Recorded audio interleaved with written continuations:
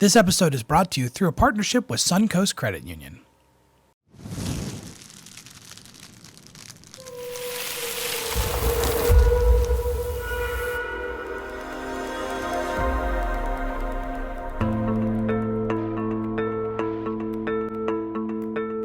Welcome to the Ignite Project, a Polk County Public Schools podcast made for teachers, by teachers.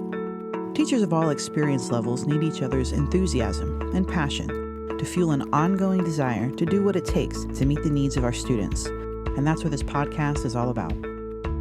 Be energized by their enthusiasm to ignite a love for teaching while they challenge others to join them in their work. Join us now. Hello, everybody. I am Tomeka Thompson, Teacher Engagement Coordinator, and welcome to the Ignite Project podcast. So excited that you decided to join us today. We have a special guest that I can't wait for you to meet from her and hear from her. Her name is Dr. Joanna Garcia. And Dr. Joanna Garcia, we are so glad that you are here with us today. We met about 5 years ago, and you were attending a summer science institute that I was a part of, and I was thinking about it, and I think every time we have seen each other since, it's always been at some professional development event or session, and I think that really speaks to your passion for lifelong learning. You told me that one time, so I'm giving everybody a little sneak peek into who you are already, but we are so excited that you are here. Welcome. Thank you. Thank you for inviting me to this Ignite podcast. Sorry. I'm honored to be here. And we're honored to have you. Thank you. So I've settled in here in Florida 5 years ago. Right. So before that, I was a college professor in Puerto Rico. So I had experience teaching from kindergarten to doctorate. So, and then I think we got to pause right there. Yeah. From kindergarten to doctorate students. So she has taught the gamut. So her experience is wide, is diverse, yes, is varied. And I think that really informs some of the things I'm sure you're going to share with us today. And I know you're currently teaching biology at yes, Bartow High School. Yes. Which, I taught biology in high school. So we have this kindred thing going on here. Yes, so, yeah. Absolutely. So the way I've been progressed in my life is due to the topic that we're developing today, which is grit and growth mindset. Yeah. So let's tell the people a little bit about what grit and growth mindset are, because I know a lot of folks listening might be familiar with those. Those are common buzzwords. We kind of hear people talking about those things, but maybe we don't have a deep understanding of what grit and growth mindset are. Maybe we're curious about how we can use these things in our classrooms as we are teaching students, interacting with our colleagues. So take a moment before we really kind of dive in deep. And can you define growth mindset and grit for us? Okay, so grit is the perseverance and the desire to reach long-term goals with passion. Yeah. And in spite of any kind of adverse event undergoing in our lives. And the mindset, any mindset is a set of thoughts and attitudes that one person holds. So the growth mindset is something that is relatively new. Carol Dweck started researching the topic about growth mindset. And traditionally, we have been taught to have a fixed mindset, not growth mindset. Yes. So this is like a recent research that we are reading about. And it's exciting because it's very important and it's related to grit, absolutely. So when we have a passion for a goal, we do everything we need to do in order to reach that goal. And if we don't have a growth mindset, we are very far from reaching that goal. Yeah. Exactly. Yeah. So what I understand about a growth mindset is it's the belief that my talent, my intelligence, it's not fixed. And that if I work at it, I can develop it, I can improve in those areas. Would you say that's a good basic start point for what a growth mindset is? Absolutely goes beyond. Okay. Far beyond. Oh, tell us. Yeah, because some people think that talent and intelligence is enough. Yes. And it's not enough. Yes. So I can have a student in front of me that is not talented, and he or she can have their own impression that they're not intelligent enough. But growth mindset is not about that, because we have a lot of people that are intelligent and are talented, and they stuck. Yeah. They don't progress beyond where they are. Exactly, because they think they have a fixed intelligence and a fixed talent, and if something goes wrong, they give up. Yeah, yeah. So I can remember being introducing students to my class, to my syllabus, those first couple of days of school, and students saying to me, "Oh, I'm not a good science student. I don't like science because I'm not good at it." Would that be an example of a fixed mindset? Absolutely. Yeah, That's a fixed mindset. So when we talk about growth mindset, we praise the effort. Yes. Not the talent, not the intelligence. Actually, if we praise the talent or we praise the intelligence, we are damaging the students. I can think their potential. Okay. Yes. So we are damaging their potential because they interpret. If I tell, for example, a student here, "Hey, you're smart." Yeah. That means that for that student, if they don't fail, they are successful. And this student is listening to me, and if he failed, he's going to say, or she's going to say to herself or himself, "Okay, I'm not smart because I failed." Got it. And that's not the point. That's not it at all. And I think that's such a great example to get us transition into the next thing I want you to talk about a little bit for us. What's that relationship then between growth mindset and grit? You told us that grit was like this passion, this perseverance over a long period of time. You have to be able to sustain it so that you can reach your goal. What then would you say is the relationship between grit and growth mindset? It's a direct relationship. So if I have a person in front of me that has a growth mindset, that person will tend to be greedier. Okay. Greedier than someone else.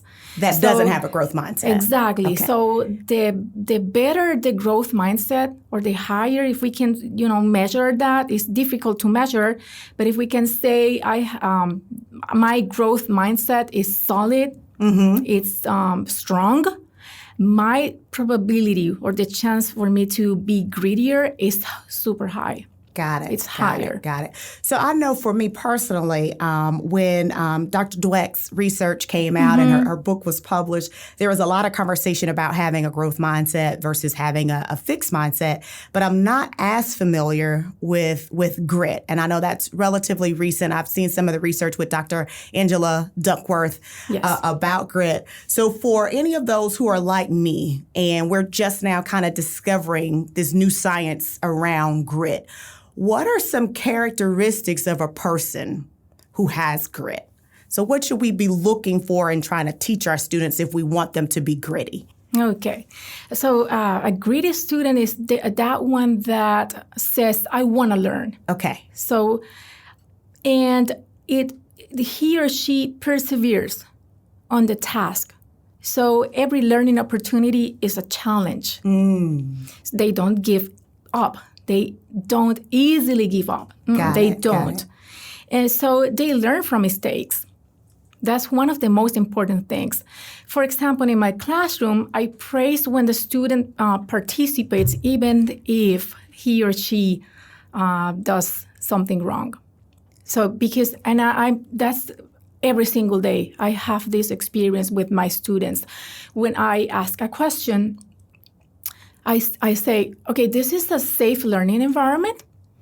I want you to share your ideas, because even if they are wrong, I will have an opportunity to clarify a misconception, for example. So I treasure your answers, even if they are wrong. Yeah. So go ahead. Tell me more. Tell me more. Okay, thank you. So sometimes the student says something wrong and I tell him or her, okay, that's not correct, but let me tell you something. And because I use gestures and I look so familiar with them, I think I make them feel confident. So it's creating that safe environment for them. Absolutely. It's a requirement. For becoming gritty? Absolutely. Because the student will say, okay, she's validating me, my answer, even if it's wrong.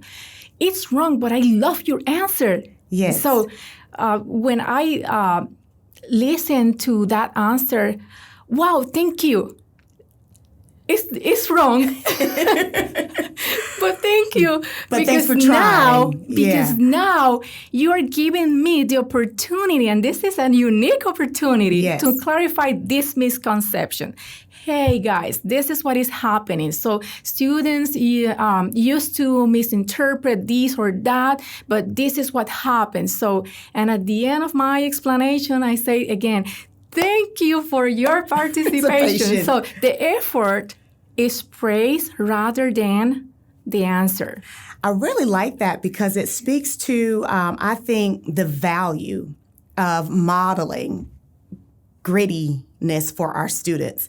Because oftentimes, if we aren't giving students that opportunity to fail in a safe space, then we don't perhaps recognize they have those misconceptions until we assess them. And then it's too late to address it. And if a student doesn't know or doesn't understand, they get an assessment back, they do poorly, then maybe that, like you said, will damage them. And maybe they don't want to try. And trying is how I hear you saying you develop that grit. You just keep on trying. Absolutely. And one of my favorite things when I teaching biology or any kind of subject is the struggle, the learning, the struggle learning. That productive struggle. Exactly, the productive struggle. So when the students want to say an answer, because now they have everything at the right moment, so they Google and they have the answers. But no, we cannot encourage that. We have to discourage that. So when we're having the conversation, I ask more questions. So, and how do you think? Or why do you think that's happening? But, and they tell an answer. So, but why? And again, so really why? Stretching Absolutely. that thinking. And they're like, and then I tell them, that's the struggle, that's the productive struggle I want you to develop. And then if they don't know, I explain them what the productive struggle means. So when you are having a challenge, take that challenge as an opportunity. Don't give up. Yes. Don't give up. And then sometimes I tell them, hey, you would think that Dr. Garcia is mean, but I don't know. I'm not mean. I just want you to discover the learning by yourself. And then I want to see on your face the aha moment when, wow, really? Yeah, I got it. That's the passion that teachers must feel. And then model. And enjoy and model. For students, Absolutely. Yeah, so in that productive struggle, then, I think I hear both growth mindset and grit. Absolutely. Are going to benefit students as you are questioning them and probing them and challenging them. Then perhaps they see, well, if she's still asking me these questions, then that means she has really high expectations. Absolutely. For me. Yes. And she's not going to stop. So I have to keep going. I have to be resilient and keep giving her, and thinking critically to try to give an answer here. And I think that that would be very beneficial for students to develop that growth mindset where, okay, this is what I thought. And if it ends right here, and I'm not successful, then maybe I'm not smart. Maybe I don't get it. Maybe I don't have the capacity to get it, right? But if Dr. Garcia just keeps on with me, demonstrating those really high expectations, then that, I think, is developing growth mindset in that that student. Yes. Because you're forcing them to believe, you're inferring for them that you can do this. Keep pushing, keep trying, keep digging, and you can develop over time. Absolutely. And then when we see that that the effort worth, Yes. then we have to praise that. Yes. Not how smart you are. No, that's not the correct praise. We should praise the effort and grade accordingly. Yes. Because sometimes the work is not completely perfect, but I have to think how much time that student spent trying and trying and trying. Yeah, and then also maybe, the progress. Exactly, right? And maybe the paper doesn't reflect like 100, but for me it's 100 because that student tried hard. Yeah. So I take all that into account. Yeah. So I reflect, every single day that student spent a considerable amount of time doing this. And he didn't finish the paper, but he was or she was so engaged, trying and trying. I'll give the 100. Yeah. You can see the thinking exactly going on there. And then explain them. So I am giving you the full credit, not necessarily, or a good grade. Absolutely. Not necessarily for the answers, but for the effort. Love it. So I can see how growth mindset then benefits students in the way that they learn. If I am a teacher and this is something perhaps I haven't conscientiously or intentionally worked with my students on, what would be some benefits? If you were talking to the colleague, the teacher in the classroom next door about growth mindset, about grit, what would be some of the benefits?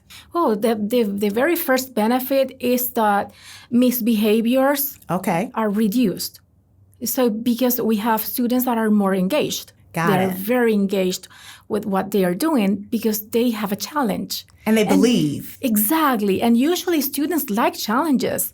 So actually, and by the way, if we lower our expectations, let's say that I have an honors group and I have an average group, and I don't put the effort on average, and I put more effort in honors. I'm lowering the average group's expectations. Yes. And when we lower our expectations, then the motivation gets down. Got it. So what I do is that I teach my average students the honors stuff, but they don't know it. They don't know it.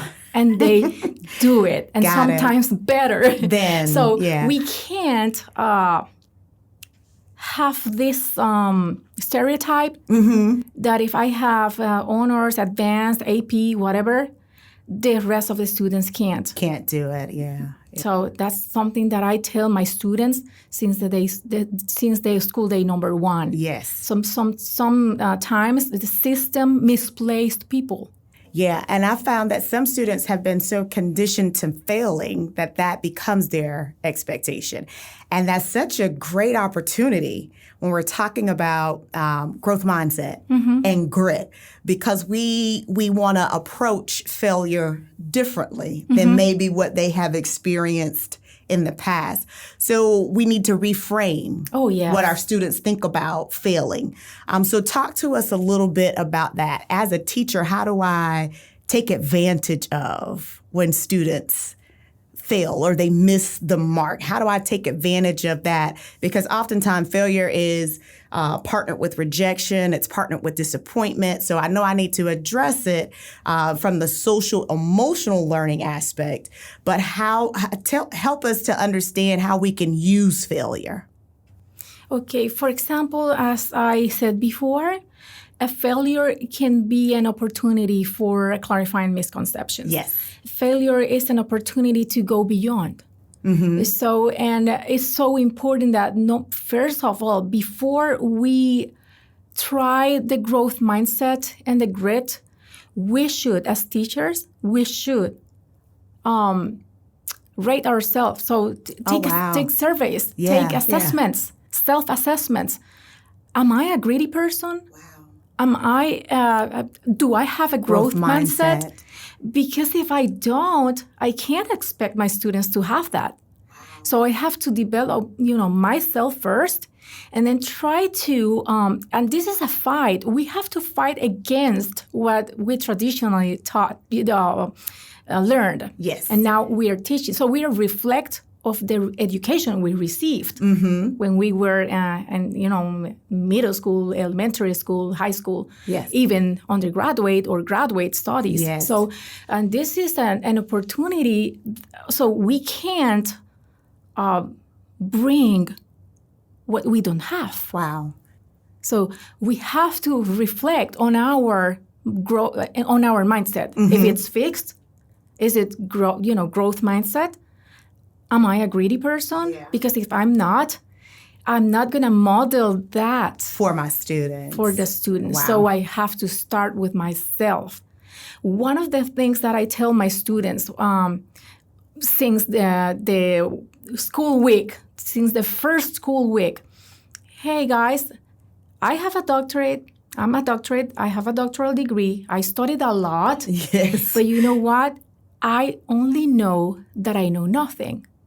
Because there is a vastness of knowledge that I haven't learned. So if you ask me a question, I will be honest with you. You know what? I don't know the answer, but we'll figure out together. And sometimes, and that's something that validates students' questions, for example, Yes. because they have their own curiosity. They are still curious in Yes. high school. And then, for example, last week, I was explaining my students how to interpret a karyotype. That's a genetic thing, right? Yes. The karyotype. And one student asked me, what is the highest amount of chromosomes that have been in a person? Well, we talk about trisomies, so Yes.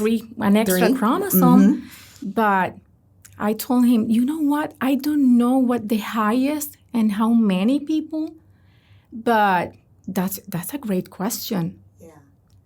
And if you remember, I told you in the first week that I don't know, I'm not a person that knows everything. No one knows. Exactly. Right.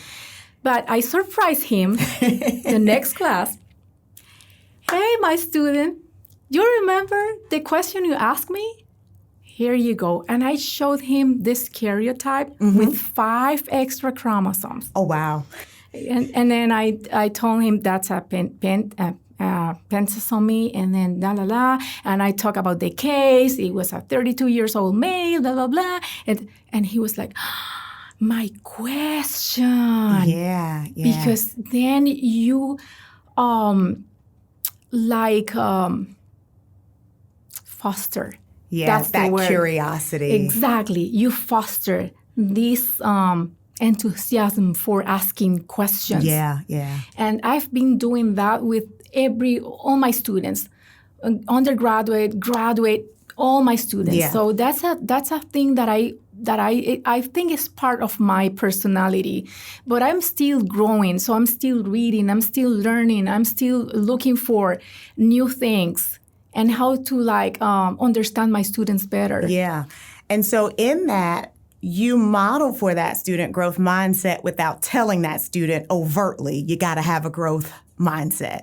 But you demonstrate for him, look, I don't know the answer to that, but I can get it. Yeah, absolutely. And then you secure it and you come back, and then there's this underlying curiosity now that's being fostered there. And I know that's a really important part of grit, like that deliberate practice. Like you have this stretch goal, like this really high goal that you're trying to meet.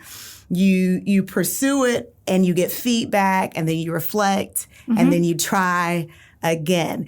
And so oftentimes with our students, they don't have that try again because they've been conditioned to feel and to believe that they can't. Based on past failed experiences. So how awesome now that he now knows how many chromosomes, extra chromosomes, right, have been discovered, and what questions will that engender for him now? Now that he knows that, maybe he'll develop an interest. Absolutely. In that. Yeah. I love that. As a teacher who wants to instill growth and grit, like I want to create this as the culture in my classroom. And it's new for me. I'm learning it. I'm trying to instill it so I can model it. what are some practical things I can do with my students? So from the time they walk in the door in that first day in August, all the way through first semester, second semester, what are some step-by-step things I can do with them to foster that culture of growth mindset and grit? Okay, first of all, being honest with the students. Being honest. So also, we can develop that topic during the first school week. Okay. Because that should be part of the expectations. Yes. Because we have expectations. So it's a good idea for the teacher to, before the first day, the first school day, have all the expectations set all the expectations, but not only academic, but social and emotional too. Yes. And definitely growth mindset and grit it is part of this social and emotional expectation.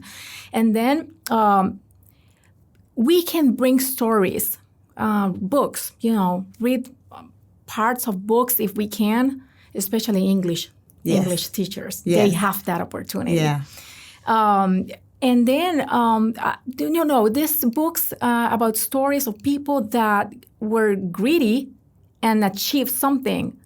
Just take Albert Einstein as an example. I was thinking that as you were talking, I was like, we can weave that into the nature of science. Like for those science teachers out there, you'll get what we're saying. But I hear grit all in and through nature of science as you're saying that. So yeah.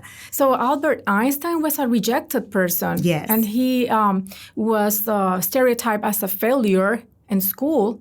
Yes. And he was a genius. And we have to reframe what the word genius means. Because it's not about smartness or intelligence, a fixed intelligence. It's not about that.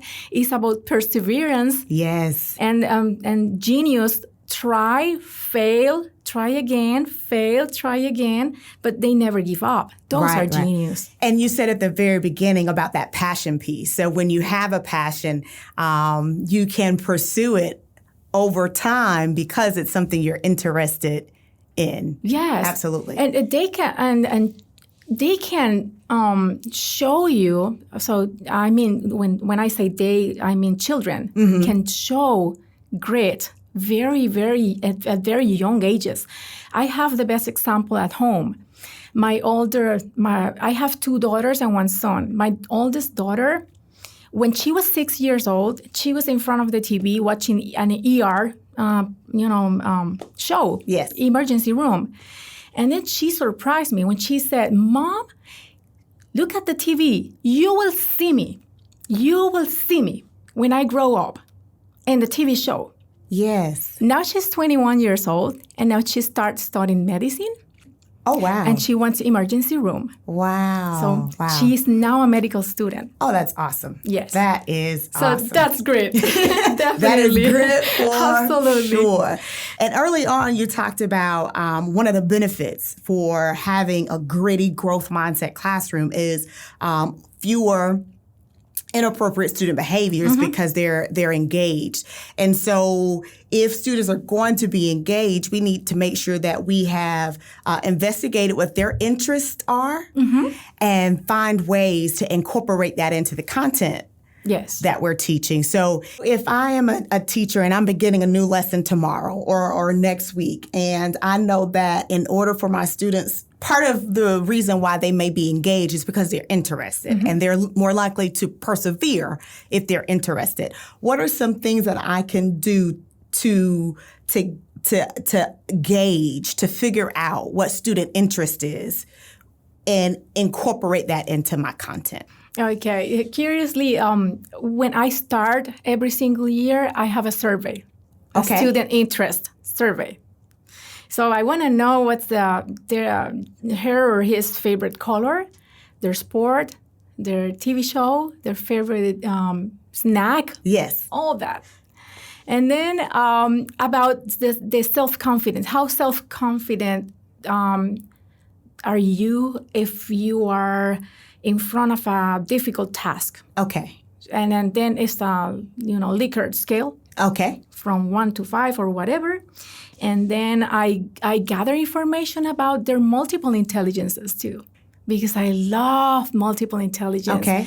And then I want to know my students more. And then that survey, the students' interest survey, plus the multiple intelligence, plus capsule is another one that tells me if the student prefer to learn kinesthetically, or is an auditive learner, or is a visual learner. So I take all that into account when I am planning my lessons. Got it. So I incorporate visual aids, videos, reading work, articles, many,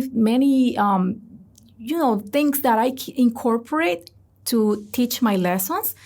And then I go over the surveys, periodically, also to seat them together. Yes. Or to seat them with very different intelligences, or different talents, or whatever. So in a way, I try to make this environment like complementary. Okay. Got it. So we got these heterogeneous groups. Exactly. If I have an ESOL student, because my first language is Spanish, I take that into account too as well. So I receive this student that doesn't speak English at all.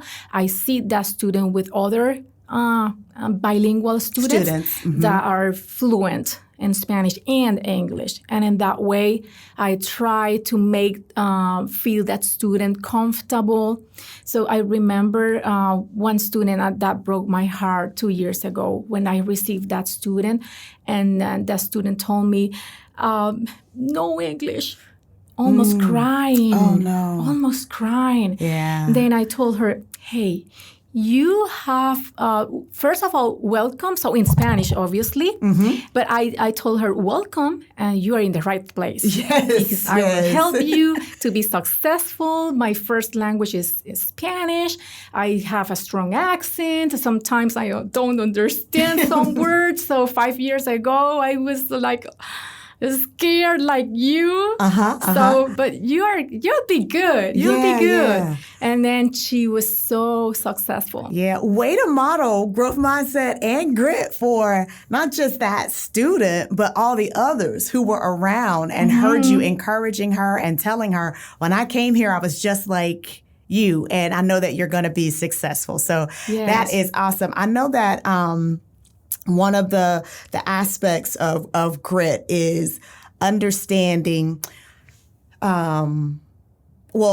accepting that we have to stretch ourselves and that it may take some time, that we have to persevere and we have to be resilient. What are some of the things that you do to push yourself when you face challenges, and how do you persevere past those challenges? Well, let's take the language, for example. Okay. Language. Oh, my gosh. So sometimes I don't get it the first time because, I am from Puerto Rico. Okay. And in Puerto Rico, it's like a paradox. So we read in English. We write in English, undergraduate studies and graduate studies. All the books are in English, but we never have a lecturer, in talking in English or speaking English. Okay. And we do not practice conversational English at all. Wow. So my challenge was listening skills. Specifically, listening skills. So I was struggling the first year. Oh my gosh, it was horrible for me. Sometimes I cried, not in front of anyone, but at home. And then, I decided to settle in here, and I have my own story, but I am a winner. Yes. I can do this. Yes. So my challenge was to listen more and try, and pay attention. And then pay attention to the sounds. So like the S sounds in Puerto Rico like very that. different. No, it's like that. It's an S. That's it. Yeah. But in here, like Z, like So it's incredible. It was a real challenge for me. But I've overcome that. I think that I still have to learn more. And the first thing that I had to realize is that I will have my accent forever and ever. Because I didn't come to United States when I was 11 years old or younger. Exactly. When children come or go, to another foreign nation or place and learn the language, they don't have any accent. But if people are, 11 years old or older, they will have some accent or a strong accent. Yes. So, and that's a real thing that I had to admit. And then I had to face when students made fun of me. Wow. Because I have had to cope with that the whole time. Yeah. I have some students that make fun of my accent. That's one of the things that I explained at the beginning of the year. So this is my 5th year teaching in English, and this is what I am. Sorry. Yeah. So if you don't understand something, please ask me. Just do it respectfully, because I want to learn. So you can teach me how to pronounce something. But I always have some students that make fun of me, and I have to cope with that. Because if those are examples when we have to show how greedy we are. Wow. Yes, and it's sometimes it's frustrating. So our growth mindset is not fixed. It's not fixed even. Right. It's we fluctuate sometimes depending on the circumstances we are coping with. Yes. Sometimes we feel more that having a stronger growth mindset than other times. But this is like working every single day. In progress. We're a work in progress. Exactly. So I can have a fixed mindset concerning some things and a growth mindset in other areas.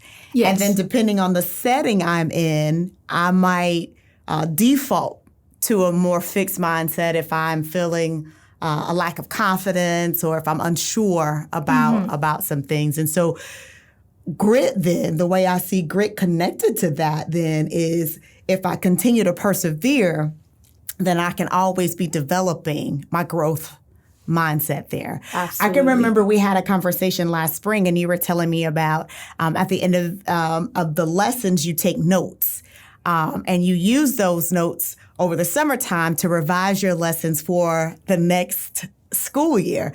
So I absolutely love that because I know that it takes a lot of introspection and reflection in order to improve and to get better. And so I think that's something that most teachers are probably doing too.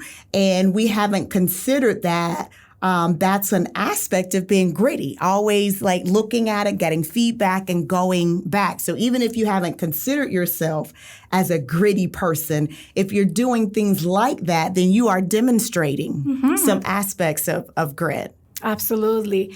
Also, I demonstrate how greedy I am when I have my administrators coming into my classroom to visit me. Okay.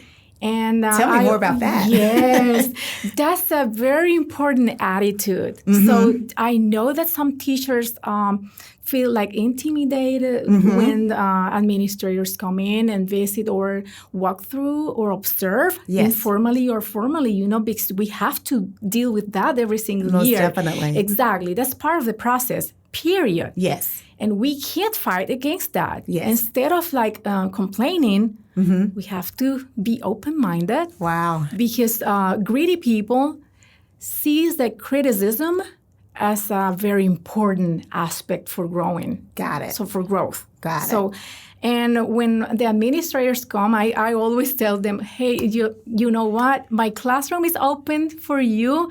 If you want to come at any time, you can come in and see what my students and I are doing in the classroom. And they see this enthusiasm. So, and that's part of the message that we have to tell our administrators. They work so hard. Yes. And they have good intentions. Yes. So I don't know what intentions for our improvement. Absolutely. So and we can show them that we value their feedback. Yes. If I don't have feedback, there's no way I can grow. Got it. When I have my formal observation and then the post-conferences, that's the very first message I give my administrator. So I'm welcome to receive your feedback. For me, the feedback is everything because there's no other way I can grow. Wow. So tell me.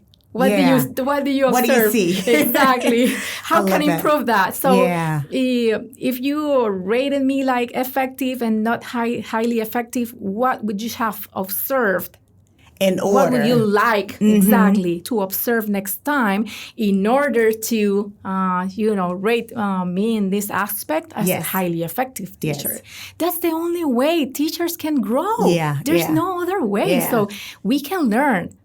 So, and for example, some teachers, I don't know, I can't say that in my school I have that kind of teachers. No. Just in general, in Puerto Rico or, somewhere, in all the places I've been, and I've been interacting with other people.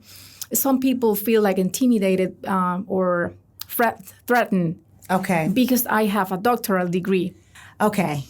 You know what? I don't know everything. Yes, I learn from everyone. I learn from my children. Yes. I learn from my husband.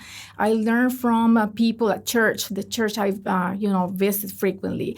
I learn from my students. I learn from everyone because we don't know everything. Right.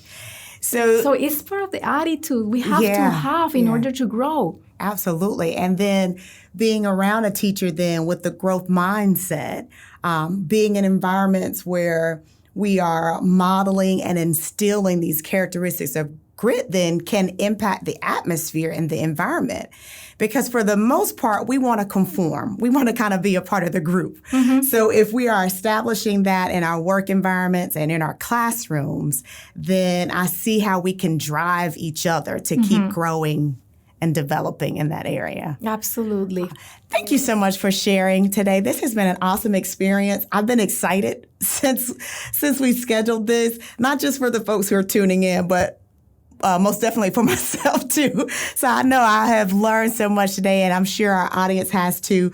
As we are closing each one of our podcasts, we always ask our guests this question.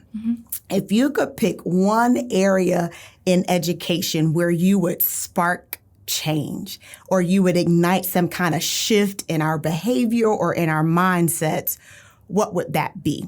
So finish this sentence for me. I want to ignite. Wow. I want to ignite this deep desire to learn. Wow. And to show our students how much we still have to learn in life. Oh, I love that. Absolutely love that. Demonstrating growth mindset, even in your answer. Dr. Joanna Garcia, thank you so much for being here today. This has been an absolute pleasure. Thank you for taking us on this deep dive. Oh, thank you for inviting me. Absolutely. I was so excited, as you were, and I am so happy to be here. Awesome. Absolutely. Awesome. Well, that's it for us today. Thank you guys so much for tuning in to the Ignite Project podcast. Tomeka Thompson, Teacher Engagement Leader, signing off, and we'll see you guys the next time. Goodbye. Are you fired up? You can hear more from teachers like this by joining in teacher engagement events. You won't want to miss out on a monthly virtual new teacher seminar, as well as our major events like EdCamp and Emerge Symposium. Check out all of our upcoming events by following Teacher Engagement on social media at TeachEngagePCPS or by visiting the Teacher Engagement page on the Hub. Thanks for joining us. You can subscribe to the Ignite Project on Apple Podcasts, Google Podcasts, or Spotify, or watch online at the Polk County Public Schools YouTube channel. To learn more about the Ignite Project and other Polk County Public School podcasts, go to polkschoolsfl.com/podcasts.